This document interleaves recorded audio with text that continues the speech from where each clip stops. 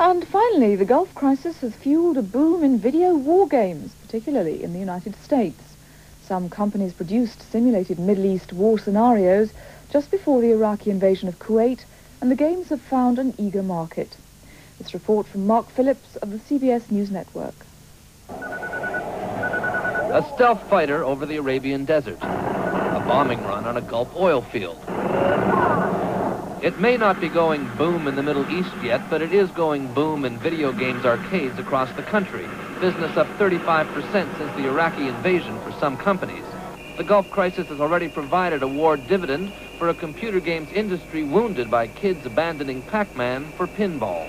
I think that since they're sending the tanks and the F-19s down there, I think this is probably one of the best simulations that would go along with that battle. Pulse free, up, left, down. For Bill Staley, whose war toys run from his restored T-28 Navy trainer to his video war games company, it's come as no surprise that when troops headed for the Gulf, the war games business took off. It's improving our sales significantly. And I believe that's because people want to know. When there's something going on in the world, people want to know what it's about. I have some aircraft flying in front of me, so I'll try and take them out. The current big seller, luckily released as Iraq invaded Kuwait, puts an F-15 in the Gulf War theater. The targets are oil fields and missile batteries, which shoot back. Now, I really got hit that time. They say it's a realistic enough simulation, including the cost. If you want more fuel or more weaponry, you have to put in more money.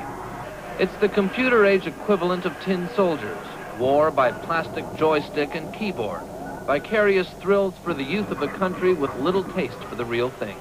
I've always felt strongly about not being in wars, but sometimes I might go if they really, really need me. The games might have another use. We often think that the best world would be where we took all the leaders, set them in a room, gave them 2 computer games, and let them go after each other because nobody gets hurt, and that's cool. And then you go have a beer afterwards and say, shoo. But then this is a simulation, not the real thing.